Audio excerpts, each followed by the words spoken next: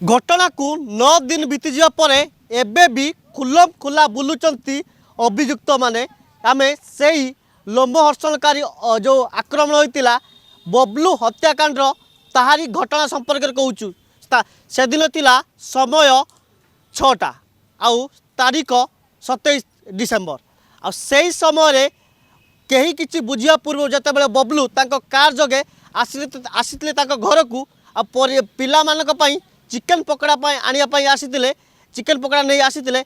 हठात किसी बुझिया आगु आक्रमण होता आक्रमण एत भयानक थिला कि पूरा गुरुतर भाव आहत होते आहत पर एक प्राइवेट हॉस्पिटल चिकित्सा कराइले परिवार लोके किंतु जितेबाला 31 तारीख राति विलंबित राति तांकर मृत्युवरण घटला। ए घटना नहीं नुआ मोड़ परिवार लोक रास्ता को ओह्लैते आउ अभियुक्त मानक गिरफ करने दाबी रखते यार भितर पुलिस किसी समय मागिते समय पाखापाखि हो समय से 5 तारीख पर्यंत समय मागिते किंतु एवं आउ किसी समय जो 5 तारीख गड़ीज हे तो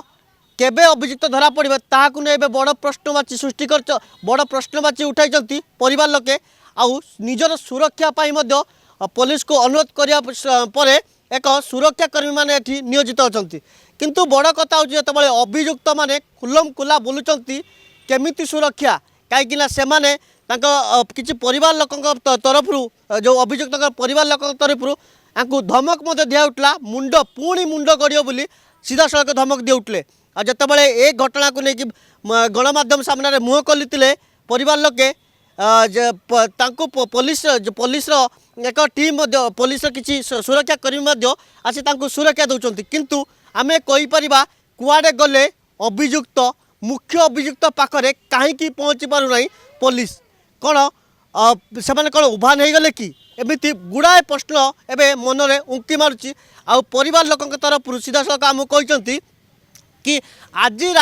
पर्यंत अपेक्षा करेंगे आज जदि कौन सी अभियुक्त न धरा पड़ती गत काली आसंता काली रास्ता को पुणी ओह्लैबे पुणी आंदोलन में बसवे कहीं